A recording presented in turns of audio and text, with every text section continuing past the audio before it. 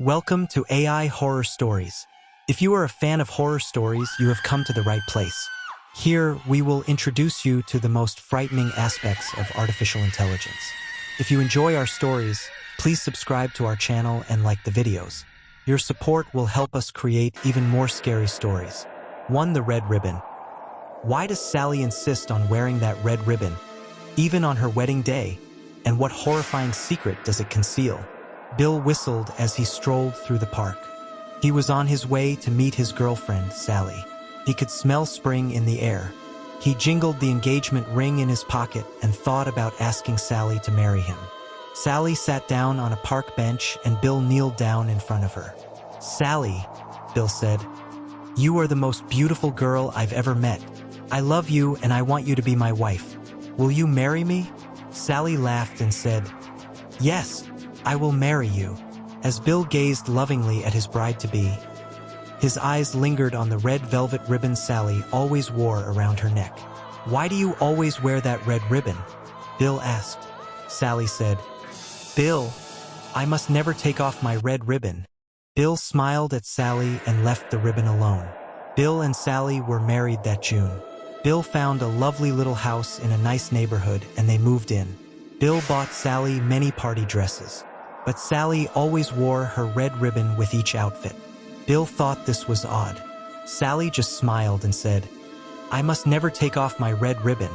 After a few years, Sally found out she was going to have a baby. This news delighted Bill. Sally talked with her friends who had babies. Bill talked with his buddies who had children. They talked together late into the night about what they had learned from everyone. When the big day came, Sally said, "Please tell the doctor I must not take off my red ribbon." Bill was frustrated, but he promised Sally that he would tell the doctor. After the baby was born, Bill gave Sally flowers. "Thank you for the flowers, Bill," Sally said. "And thank you for telling the doctor I must not take off my red ribbon." Bill did not understand why the red ribbon was so important. "Do you want to hold little Billy?" Sally asked.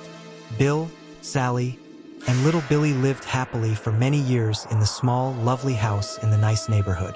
When little Billy was a baby, he would sometimes reach for the red ribbon around his mother's neck. Sally would gently take his little hands in hers and coo at him, saying, "Mommy must never ever take off her red ribbon." The red ribbon had frustrated Bill for a long time. He loved Sally with all of his heart, but did not understand her need to wear the red ribbon. After many years, Bill had an idea. "Our anniversary is coming up. I will buy Sally a beautiful necklace. She will take off that old red ribbon so she can wear the beautiful necklace." Their anniversary came. Bill took Sally to a fancy restaurant overlooking Central Park. They had a delicious meal. Then Bill gave Sally a velvet box with a beautiful diamond necklace in it. She opened it, smiled, and tears came to her eyes. Bill put the necklace around her neck and started to take off the red ribbon. Sally stopped him. She said, "I must never take off my red ribbon." Bill sat back in his seat with a huff. He looked at Sally and shook his head. "I may never understand," Bill said. Sally gently placed the diamond necklace back in the velvet box and closed the lid. "It is lovely, Bill. I will treasure it always," she said. "But I must never take off my red ribbon." "Why?" Bill asked, as he had for so many years. Sally smiled sadly and shook her head. She did not answer him. Late that night, Bill was still awake. "I've loved Sally for more than 20 years, but she insists on wearing that horrible red ribbon around her neck. I think it's about time I found out why." Bill got out of bed and walked around to Sally's side. Bill carefully pinched the ends of the bow on the ribbon. He began to slowly pull on the ribbon. The bow became smaller and smaller. The loops of the bow pulled through and only a half knot was left. Bill slid his finger under the half knot and tugged. Zip! The red ribbon gave way. Pop! Sally's head came off. It rolled right to the floor, bouncing in the moonlight. One large tear fell from Sally's eye. "I warned you," she said. To the hook. What terrifying discovery awaits the teenage couple when they return to the girl's house? After hearing about an escaped killer with a hook for a hand, one summer night, a teenage boy was going out on a date with his new girlfriend. He picked her up at her house and they drove out to the edge of town. They parked the car in a secluded spot that was a well-known lover's lane. As they gazed out at the lights of the town, the boy put his arm around the girl and switched on the car radio so they could listen to some romantic music. He leaned over and the young couple began kissing and cuddling. Just as they were getting into the mood, the music suddenly stopped and a newsreader's voice came on the radio. "This is an emergency announcement. Earlier tonight, a crazed murderer escaped from the state mental asylum. Police are warning citizens to be on their guard since the patient is considered armed and dangerous. The insane killer is nicknamed the Hook Man because, after he lost his right hand in an accident, it was replaced with a steel hook. Everyone in the area should be on the lookout for a man fitting this description. If you see anything suspicious, you should report it to the police immediately." The girl became frightened and asked to be taken home. She knew that the state insane asylum was not far from the lover's lane. She was also worried that the remote area where they were parked was the perfect spot for a deranged madman to lurk. The boy was feeling brave and assured his girlfriend that they were perfectly safe. He locked all of the car doors, then tried to kiss her again. The girl became frantic and pushed him away, insisting that they leave immediately. In a huff, the boy slammed the car into gear and spun its wheels as he pulled out of the parking space. On the way back to town, they both calmed down, but the girl still held on tightly to her boyfriend. When they pulled up outside the girl's house, the boy got out of the car and walked around to open the door for his girlfriend. For a long time, he just stood there, staring at the door. At first, the girl couldn't figure out what was wrong. Then she realized that her door was still locked. She smiled and unlocked it. Still, the boy just stood there. The girl was puzzled and rolled down her window. Then she saw that the boy was staring down at the door handle.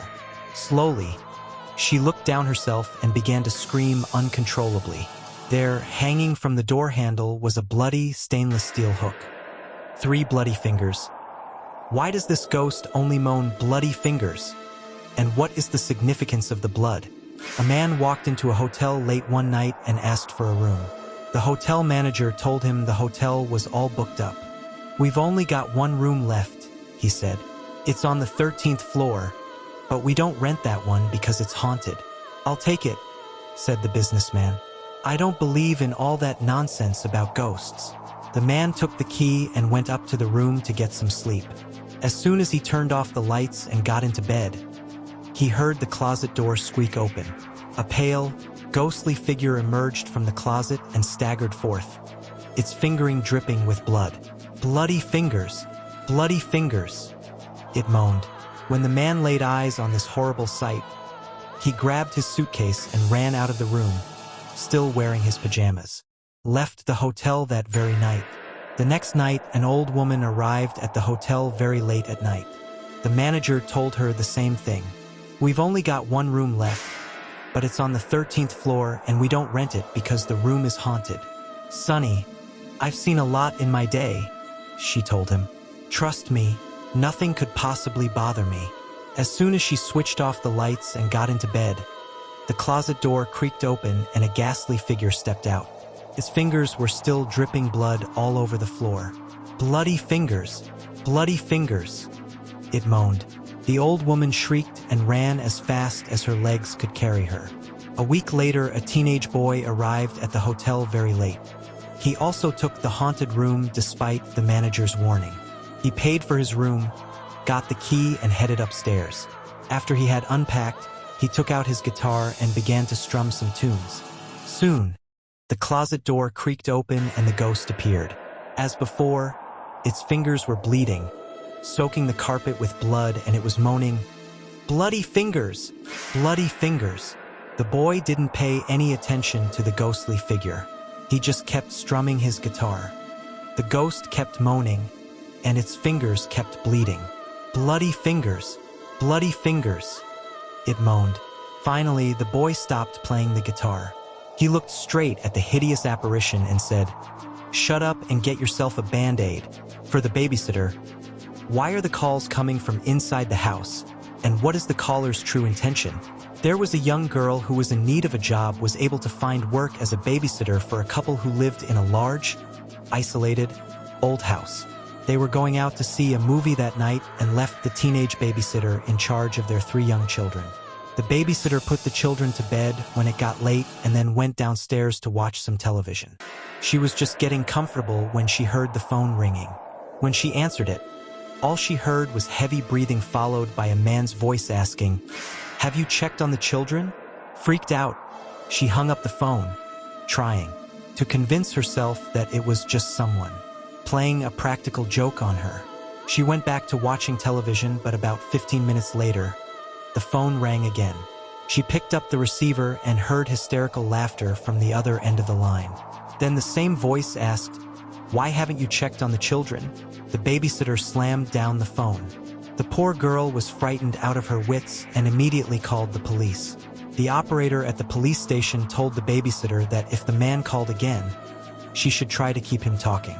That would give the police time to trace the call. A few minutes later, the phone rang a 3rd time, and when the babysitter answered it, she heard the heavy breathing again.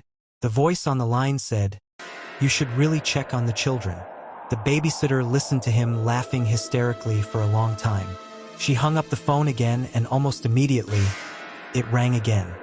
This time it was the operator from the police station who yelled, "Get out of the house right now. The calls are coming from the upstairs phone." The babysitter dropped the phone in shock, and suddenly she heard heavy footsteps walking down the stairs.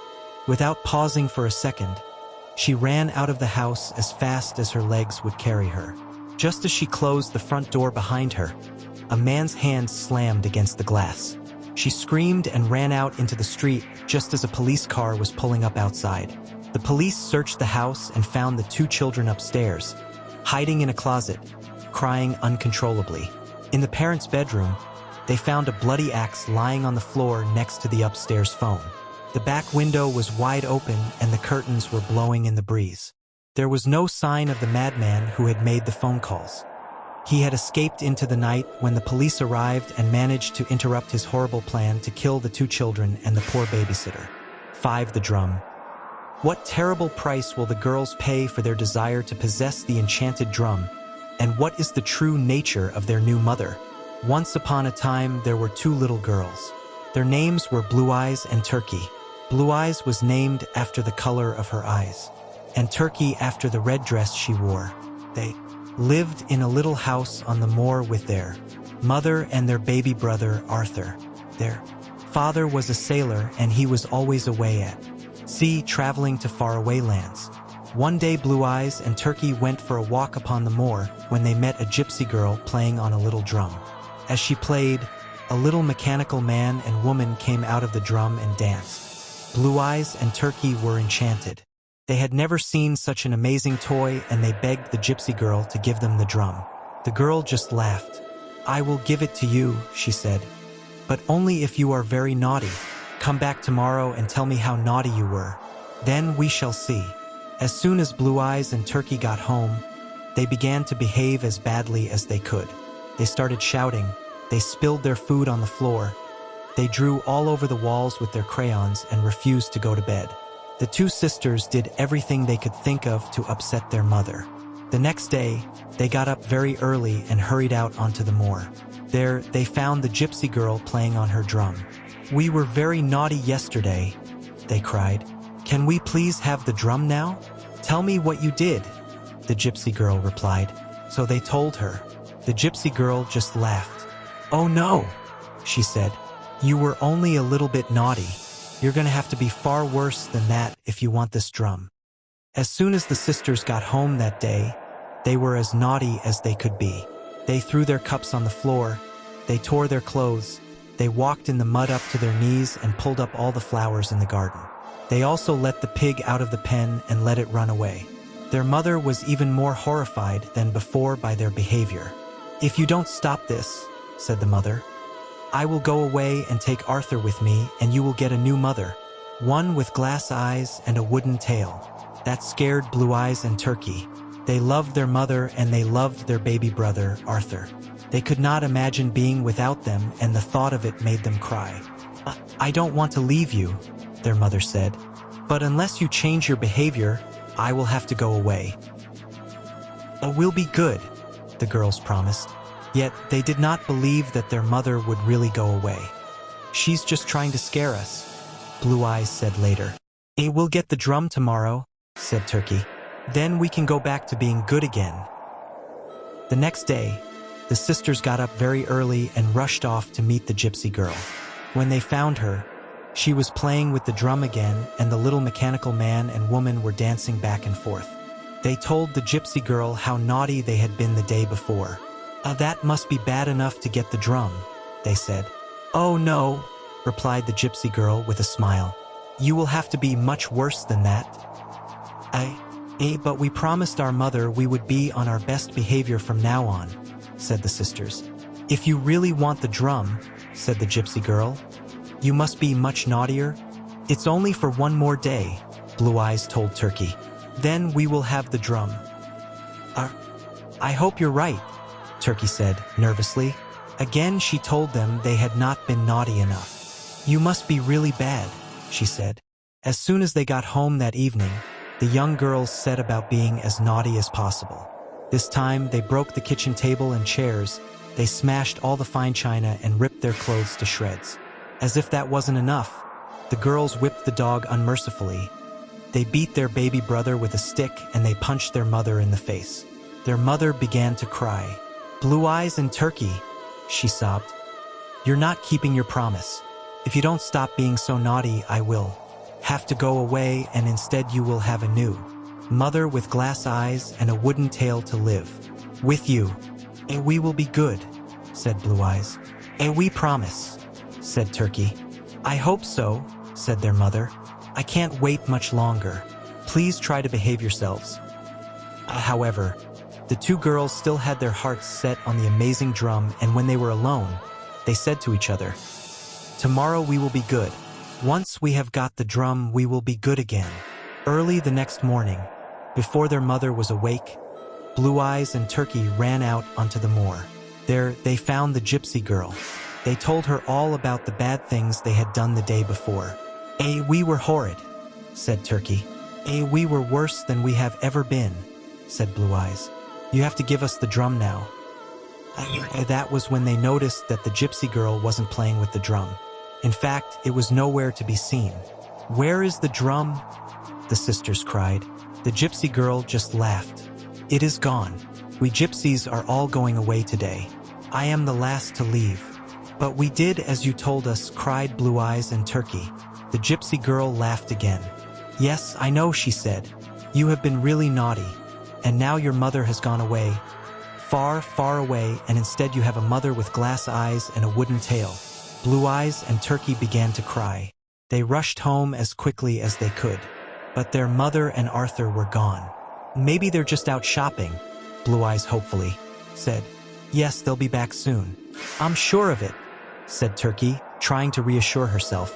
But when lunchtime came and went and they were still not back, Blue Eyes and Turkey began to feel lonely and scared. They wandered about on the moor all day, but when evening came, they went back home.